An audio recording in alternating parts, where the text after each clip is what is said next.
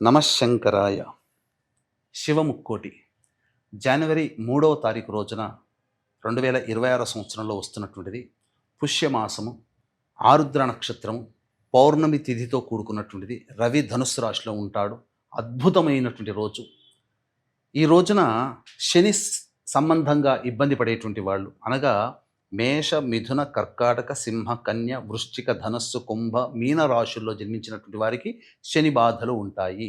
ఈ దోష నివారణార్థమై మీరు ఈ రోజున శివాలయానికి చేరుకొని నవగ్రహాల చుట్టూ శివాయ నమః అంటూ 27 ప్రదక్షిణలు చేసి ఈ శనైశ్చరుడికి కానీ లేదా శివలింగానికి కానీ కాలభైరవుడికి కానీ నల్ల నువ్వుల నూనెతో అభిషేకము జరిపించి శంకు పుష్పములతో కానీ నీలిరంగు పుష్పాలతో కానీ అర్చన చేసినట్లయితే లేదా మారేడు దళాలతో అర్చన చేసిన సకలమైనటువంటి శని బాధలు తొలగి మీరు చేస్తున్నటువంటి పనులలో ఆటంకాలు తొలగి ఆనందంగా జీవిస్తారు అని చెప్పవచ్చు. ఈ రోజున ప్రధానంగా ఉత్తర ద్వారం గుండా శివాలయంలో ఈశ్వరుని దర్శించుకునే భాగ్యం కలుగుతుంది.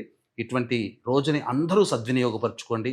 అలాగే అవకాశం ఉంటే ఈ 2026 సంవత్సరం అంతా కూడా మీకు అనుకూలంగా ఉండాలి నవగ్రహాలు అనే సదుద్దేశంతో శివముక్కోటి సందర్భంగా జనవరి 3వ తారీఖు రోజున శ్రీశైల క్షేత్రంలో కానీ కాళహస్తి క్షేత్రంలో కానీ సర్వదోష నివారణ పూజల హోమాలలో భాగంగా నవగ్రహ పాశుపత హోమము, రుద్ర హోమము, మృత్యుంజయ హోమము, వివాహం కాని అబ్బాయిలు అమ్మాయిల కోసమే హోమాదులు, ఇంతకుముందు చెప్పబడినటువంటి మేష, మిథున, కర్కాటక, సింహ, కన్య, వృశ్చిక, ధనస్సు, కుంభ, మీన రాశుల్లో జన్మించిన వారికి శనిదోష నివారణకై ఈ యొక్క హోమాది కార్యక్రమ శనీశ్వర హోమాలు జరిపించి శక్తిపాతము చేసినటువంటి కరుంగలి మాల ఇవ్వడం జరుగుతుంది. అవకాశం ఉన్నవాడు స్క్రీన్పై కనిపిస్తున్న నెంబర్కి కాంటాక్ట్ చేసి మీ గోత్రనామాదులు నమోదు చేసుకోవచ్చు.